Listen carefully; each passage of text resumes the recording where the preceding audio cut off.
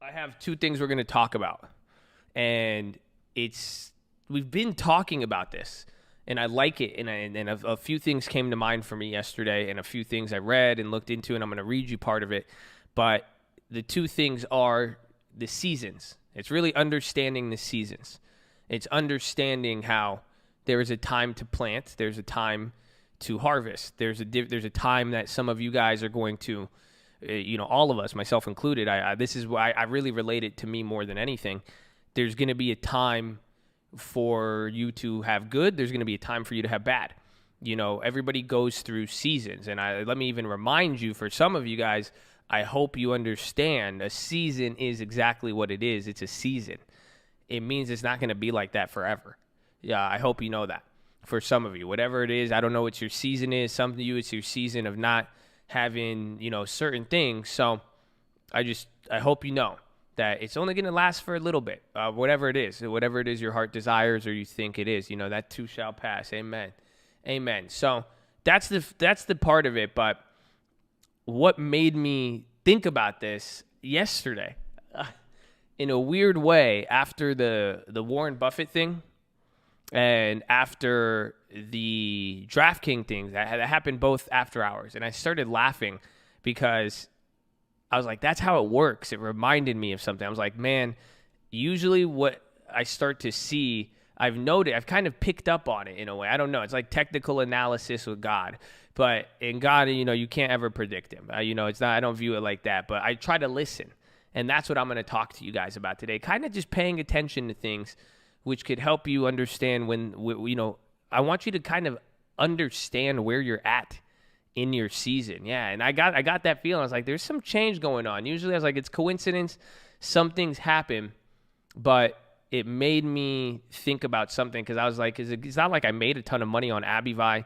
Even the DraftKings, it was just doing its thing. It wasn't about that. It was more or less, I was like, well, I like when I see things pop in sequence, something that relates to me after, going through a certain period, right? That's how I viewed it. It stuck out to me. Yeah, Powell is live right now. We'll see. We'll see how it plays out here for a second. But yeah, honestly, that did remind me. I was like, it's something. It was a call to me in a way to maybe I should pay a little more attention. Isn't that weird? That's the feeling I got out of it. Was just pay a little bit more attention right now, because usually when you start seeing, that's usually what I've noticed. It's the same thing when you see bad things happen. The good and the bad grow at the same time. And that's what I'm telling you. When you start to notice the good things growing up, pay attention. And it reminded me of something, and this is where I'm going to share a verse with you. This was in Samuel, the book of Samuel. And I don't know if you guys know the book of Samuel or Samuel the prophet in the Bible. His story is very interesting. Pretty much his mom couldn't have a child, and she begged God for this child, and she was too old, and she wanted this child.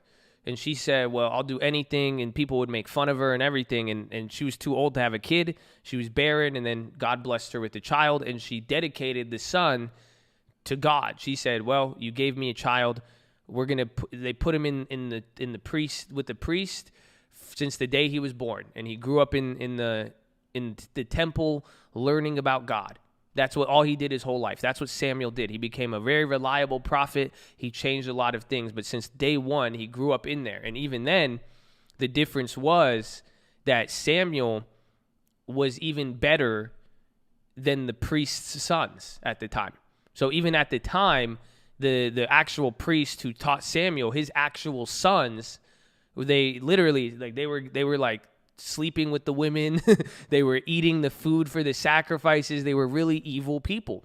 When it came down to it, they abused their position of power, and they treated it, they didn't regard the respect for God or that their father put towards it. So this is Samuel, and it leads up to this one point. So I'm going to read you guys what happened, and let's see if you pick up on it. Meanwhile, the boy Samuel served the Lord by assisting Eli. That's the priest. Now, in those days, messages from the Lord were rare, and visions were quite uncommon. I've read this to you before. You guys remember that? I've read part of this to you, but we had a different interpretation. Do you guys remember that?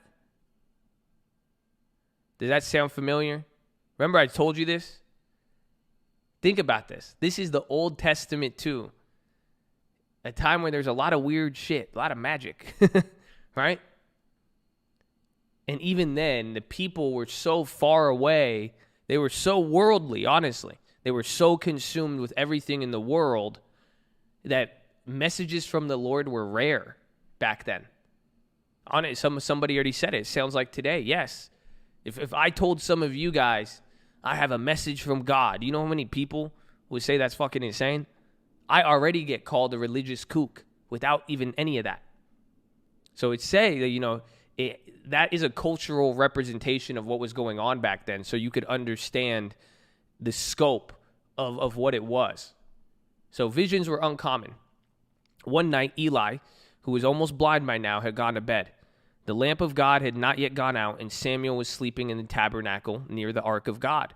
Suddenly, the Lord called out to Samuel and said, "Samuel." "Yes," Samuel replied. "What is it?" He got up and he ran to Eli. He said, "Here I am. Did you call me?" "I didn't call you," Eli replied. "Go back to bed." So he did.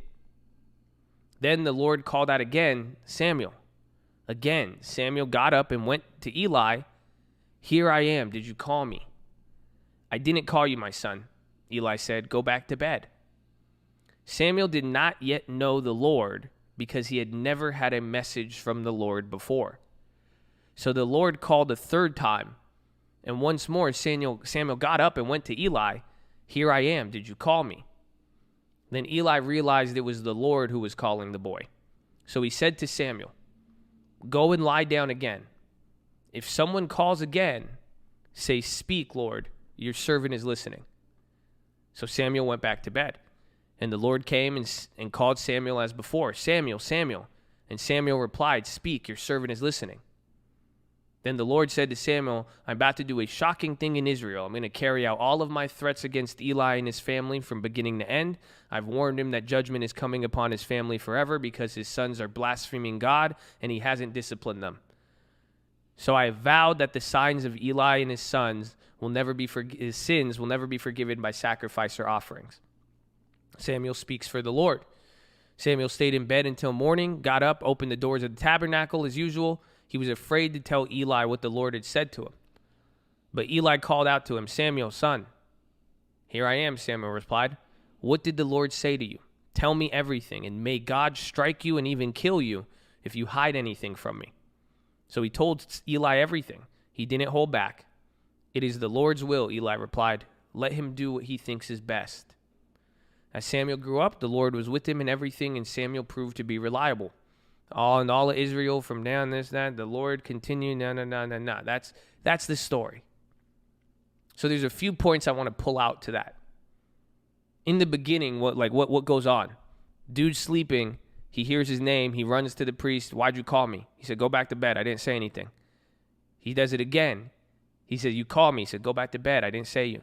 Then the third time, he says, "I heard my name. You called me." At that point, it said it. Isn't that crazy? It says Samuel did not yet know the Lord because he had never had a message from the Lord before. Woo! Isn't that crazy? See, that's the point I'm talking about. This is where I'm telling you, you see some things sometimes, but come on. You don't get that? I love it. I absolutely love it. This whole time, God keeps calling him. A literal, like a hallucination, dude. Right? We're talking something where God is speaking to him, and he doesn't know God. He's never heard God. He didn't even know how to listen to God. So what happened? Yeah, he just didn't realize it. But doesn't that sound contrary to what you would expect? Think about it. How many of us, when you think about this phrase, imagine I said God is going to talk to you. God is going to call you. Wouldn't you think if you were laying down at night and God called, wouldn't it sound like this? "Samuel. Samuel, I call you." Samuel, this is God. Like, why didn't it shake the world? Why didn't he get scared? How come he didn't fall back and be like, whoa? Come on, that's not trippy? That doesn't tell you something? That's how it's portrayed. You thought it was gonna be fucking, what's his name? Morgan Freeman. Think about it. God was calling to him. Literally, even the priest knew it. He knew it was God, but he knew Samuel didn't realize it. Why? Literally, the voice of God to Samuel sounded like the guy who raised him. God came to speak to him, and he thought it was a voice he's already heard before. That's why he kept going to Eli, say, yo, what's up? Oh, you called? That's who he confused it with. Think about that. It literally, and what did he tell him? The minute Eli realized that, he said, no, go do this and say this. Said, speak, for your servant is listening. Because he didn't know God was talking. He wasn't listening. The other one said, no, you have to recognize when God's talking to you sometimes. So that's what got me thinking about this. I'm saying, how many things are there where it's God speaking, but maybe we don't know how to listen to it the right way? We expect it to sound like it's going to shake the earth. We're expecting it to sound like it's going to be something crazy and do all of this and all of that. But it's not. It was so normal. It sounded like something so normal to him, but he had to just know to listen. But he's never really heard from God before, so he didn't know how it would sound. Honestly, maybe I've never even heard from God. I think I have in life, but that makes me think. Unless you're really listening, it's going to be very hard to determine. But it's one of those things where I would say, just listen for the next season. And we've talked about it a lot, but I will give you a reminder to think about that season of good and where you're at right now, but understand, try to listen. And it's probably, and don't listen for something big. Do you see what I'm saying? Do not listen for a big godlike sound. I don't think it's going to work like that. It's now about learning how to listen to maybe some of the sounds you already have. And that's what brings us up to the next season. It's understanding seasons. How do you learn to listen? Honestly, we are all in a position to learn how to listen very, very well. Because we are all going through seasons, especially with COVID. It's about the seasons. And it reminds me of David. That's what happened with David. Do you realize Samuel was the one who anointed David? So King David, remember I told you that story. The prophet that said you were going to be the king was Samuel. Samuel is the one, he found David as a little boy. When David was a boy, he was smaller than everybody. He was nothing like his brothers. His brothers were in the military. They were famous in the military. They were big. They were powerful. He didn't even show up. David wasn't even at when they knew that somebody in David's family was supposed to be selected by Samuel. David wasn't even in the lineup, just because he didn't look like someone who was going to be blessed. He just was not, especially out of the available options. It's like talking about investments. But on that day, Samuel anointed David. David was young. Anointed him. Said, you're going to be the next king. You're going to do great things for God. And then guess what happened? Do you know what happened to David right afterwards? Anybody know? See, some of you have Bible experience. Some of you don't. You think Goliath? Nice. So you think Samuel just anoints him, then he goes back home, wakes up and fights a giant? I love it.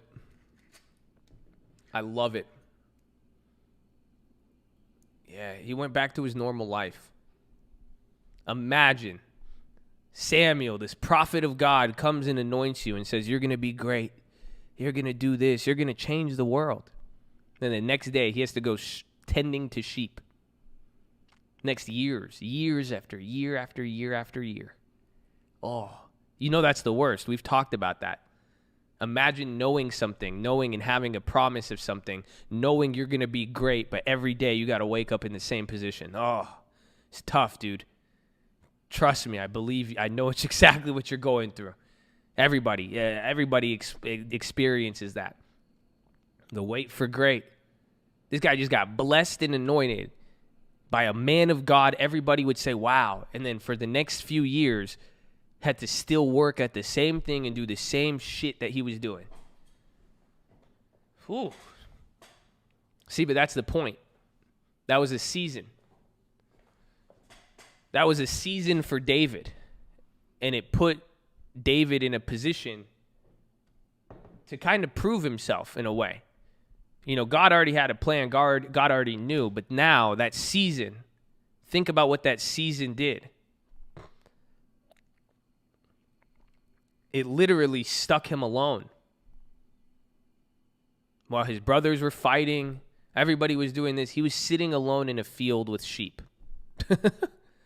Every day. But do you realize what that allowed him to do? Just like Samuel, who grew up in the priesthood. Yes, it gave him time. It did test his resolution. It allowed him to build himself up. He was kept hidden for the most part. God did it on purpose. It gave him time to build up the maturity that he needed to handle being a king. It gave him the wisdom to handle himself. Ultimately, it allowed him to get closer to God. He learned how to listen, because not only did he get the blessing, he stood in it humbly. He worked his ass off. He still did it. He didn't feel entitled to it. When he was all alone, he could have complained. He was isolated. He was lonely. He found refuge in God, not people. He cared for his sheep. He went above and beyond to just take this simple-ass job seriously. All through those years, though, in learning that in private and all of that, it gave him an opportunity to build up. No. That was David. Not Samuel. Samuel blessed him. And Samuel was the first story where Samuel didn't know how to listen to God the first time. David got anointed by God, but then again, think about it. And that's why God even said, there's no man after my heart like David. David is a man truly after my heart. What do you think he did? David wrote the book of Psalms. The Psalms in the Bible, these songs were written by David. David was probably out in the field writing songs about God, just by himself. Again, he didn't have anything. But the point, he was dude, that's a shitty season to be in. Again, imagine being promised all of this stuff, and then you have to go sit alone and go back to your same job. Some of you are lonely right now. You're isolated. You don't have this. You don't have that.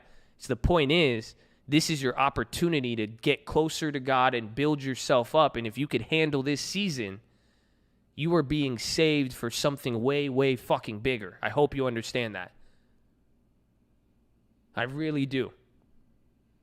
You're not being used for something small. You're really, really not. But this is to prove. Imagine day after day. David could have quit. David could have done a lot of different things, but it was on him to prove what he was. But it wasn't you. Honestly, I love this story, and I relate to it a lot. I know some of you do too. Because you guys don't see what I do in private. You don't see what I pour into, what I believe in, and what I'm doing. And guess what? I don't see the same thing about you either. You know that, right? That's why it's on you in this season of silence. Yeah, you're lonely. You're by yourself. You're COVID and all of this shit. Whatever. You don't got the money. All of that. You're by yourself. It's not about, I don't care what the fuck you invest in. How do you handle yourself when nobody is watching? How do you develop yourself in this quiet? Does the foundation crack? Do you turn back? Do you quit? Do you turn to drugs? What do you do? God sees it. You're mad because other people don't see it. I get mad. Oh, they don't see how much work I put into this. Oh, I get like that sometimes. It doesn't fucking matter. God already knows. That's integrity. Exactly. It's what you guys are going to do. So I'm asking you, what are you doing in this season? Some of you want a miracle, you want this and that. Are you listening to God? Better yet, do you know how to listen to God? In this season of silence, in the season of not getting what you want, have you reached out? And then maybe you don't know how to reach out. It's like the gym we talked about. I don't know how to I don't know how to do this. Fine. What about your actions? Have you done what you needed to do? Have you taken a small responsibility and treated it like something big? Because that is what's going to come to the next level. God is not putting you where you're at right now so you could dick around until your long-term hits. It's not how it fucking works. It's so that you could start building up this stuff so you're prepared to handle when that opportunity comes your way. Now you're not. Now it's what you did. You took it seriously. You took your life seriously. You took care of yourself. You treated people good when nobody would know. You actually cared. You developed. You developed in silence. You developed at the credit to nobody else besides you wanted to do that, and you wanted to be the most excellent form of yourself, which honestly is worshiping God. I know some of you don't like God, but that's what it is. God wants you to walk with integrity. God wants you to be excellent. God does not want a team of whack jobs. I'm sorry. He did, that's it. And maybe there is this, but it's people that live to that standard. The people who are called to do right and are going to do right when nobody is watching. That's what David had to do. David proved it to God. It was clear. That's why he was doing what he was doing. So some of you in whatever position of silence you're in now, you're getting frustrated, you're getting angry. I encourage you to listen, but you got to know how to listen. You have to actually seek it and seek to be better and do the things there and take it seriously when in this situation and understand that what you're learning today in this quiet, in this pain, this whatever, it's setting you up to handle something bigger. So that somewhere down the road, you're going to say, well, I remember this. And I've been there. Some of you said it. You said, I've been isolated my whole life. Amen. There's a reason why. I don't doubt it. I don't doubt it at all. I look at my life and I'm like, damn, I've been very, very similar. Something's waiting for it. You're not going to get used for something smaller, especially if you have the ability to handle something greater. But ability to handle something greater isn't by you showing other people. That is between you and God. That is by handling what the most you could handle now, the best you can. It is about doing things again when nobody's watching. It is a stock talk. What are you going to do with the balance when I don't remind you? When nobody reminds you? It's on you to seek wisdom and take the wise action. I don't know what you spend your money on. I don't know what vice you're into. I don't know if you're into the girls, the drugs. I don't know what you blow your money on. That's on you. But it's what you do in private. No one's ever going to know. Honestly. You don't know what I do. Sorry about it. I don't know what you do. But that's the biggest difference. That's what's separating a lot of it. That's what's separating the people who are listening and getting holy. Like, that's God. That's an opportunity. That's this. But some of y'all you're in this season and you're getting frustrated. The opportunity you have to level up and handle a situation, you're not. I'll do it next time. I'll do it later. Oh, it's not that big of a deal. Oh, I don't feel good right now. That's why I have to do this. This sucks. Like, what do you mean? Look, do you know what I'm going through? Yes, God does. That's the point. Who's on the team? If you're going to fold under anything, then there it is. But those are your opportunities to learn how to listen. Those are your opportunities for the creators trying to be like, yo, let me show you something. Let's make you the best man you can be, the best woman you can be, the best father, the best mother, whatever it may be. Some of you desire certain things. It's waiting for you, but you can't get to it till you could handle yourself in private. Until you're silent by yourself and could handle that shit alone, you're not going to get the other stuff. Or it won't be good for you. Honestly, and I look at my life and I'm like, damn, God is crazy. Because if I have some of the stuff I had today 10 years ago, it would have been bad for me. I would have been too immature to handle it all. A lot of you will. A lot of you want a lot of stuff right now, but you're too immature to handle it. But then down the road, you're going to be like, damn, thank you. I'm glad I had to wait. It's a trippy concept, dude. God, you're not waiting for God to bring you a blessing. You're waiting for God to help you handle your blessing. He's trying to develop you. You guys think God is slow? You're slow. Do you see what I'm saying? You've had every day to make small, good decisions.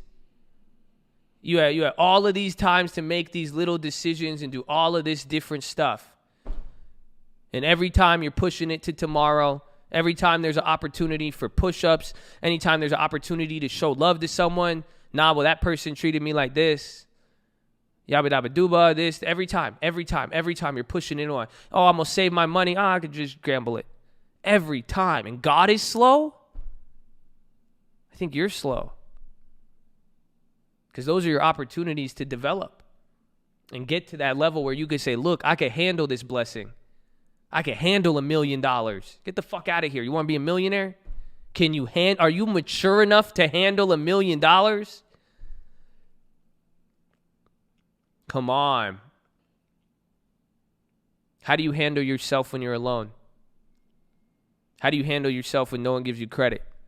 How do you handle yourself when no one appreciates you? How do you handle yourself when you don't see an immediate result? Come on. That's the stuff you're going to learn before $1 million. And if you could learn that, I promise you $1 million is going to be a small amount you will touch, let alone what other blessings you seek in life. But it's you handling it. God does not, it's God. He could throw it, he could snap of a fingers, he could shower you with whatever he wants. Believe me, I know it. And that's why I laugh at it, because I'm like, damn, God, you could have really done this whenever. God could have given us anything. The cult could have been started years ago. It could have been started 5 years later. But it was at that time for a reason. And I was able to handle this at a certain time. You guys are handling what you're dealing with at this time.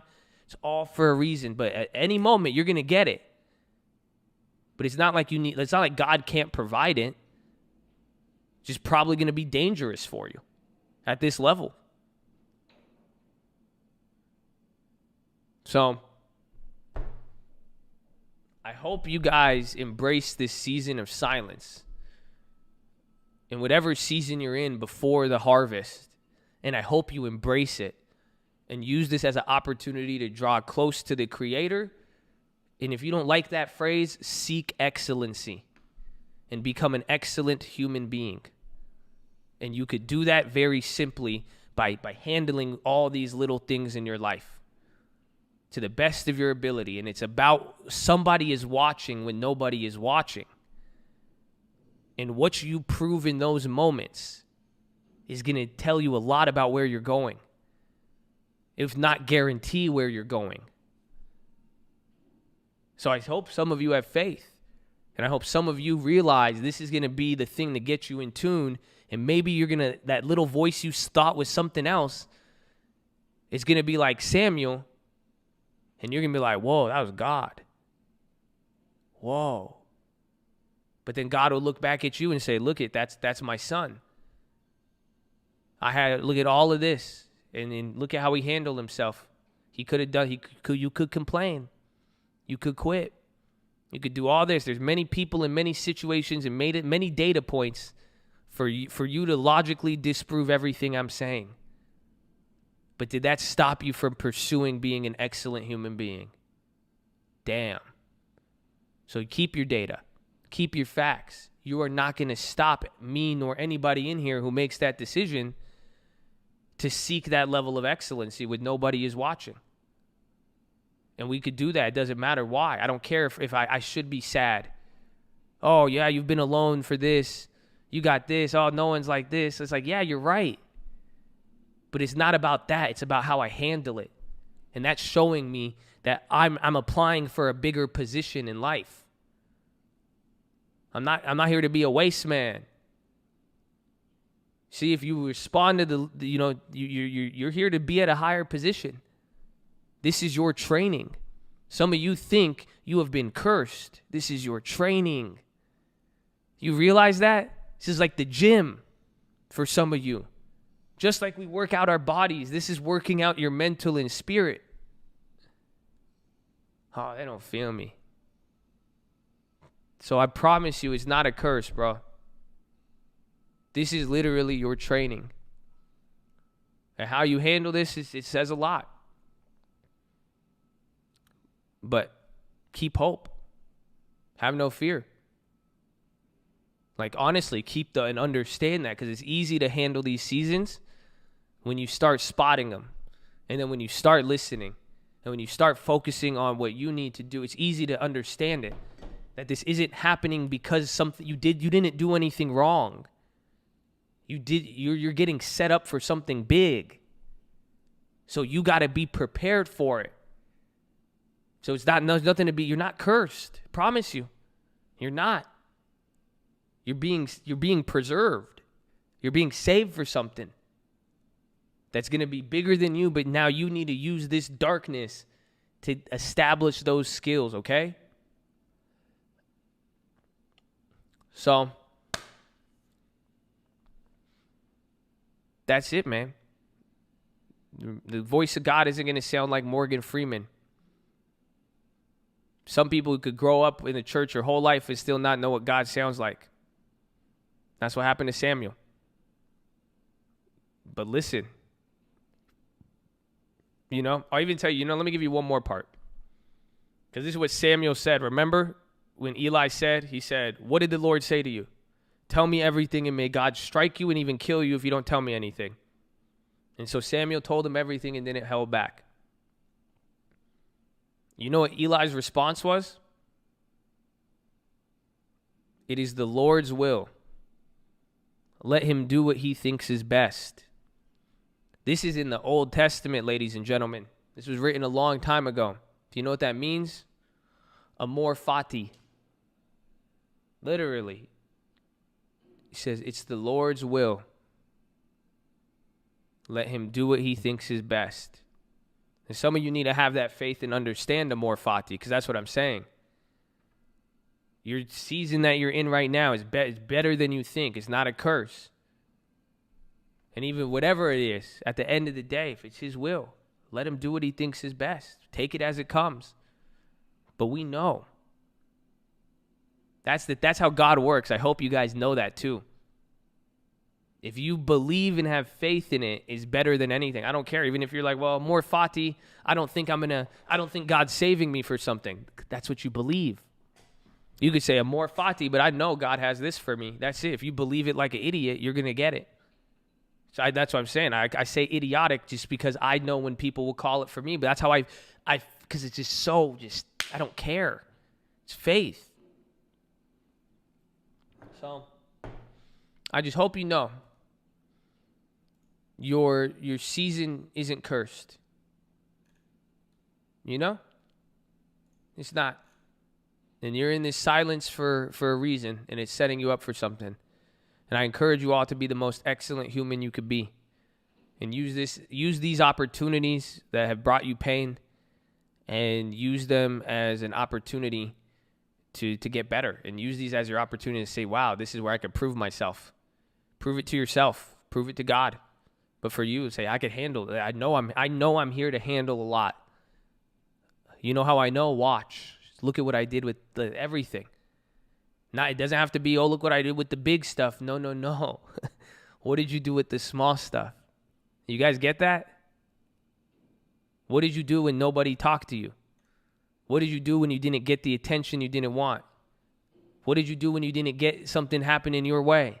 That is more important than your stocks. You get that, right? I hope you do. That's your proving ground. That is what's going to separate you. So I hope you're ready. And I encourage you to listen. Speak, for your servant is listening. I always love that phrase. How many of you are listening? How many of you are in a season right now? You're in silence, darkness, but you haven't been listening because you think it's there for the wrong reason. You think it's happening to you, not for you. So listen. It's game time, baby. It's game time. I hope you're ready. But that is your philosophy, ladies and gentlemen. We're live Monday through Friday, 30 minutes before open. Drop your thumbs up on the video. Make sure you subscribe. You're on mobile. Press hi chat. X out the chat. Hit the thumbs up button. Second link for the Nightly Watch This main channel. First link for the Scream Alerts Bootcamp and Real Estate course. Follow me on Instagram at the Trading Fraternity. Keep it positive, respectful. New guys, don't be too shy to say hi or too high to say shy. Bless the chat.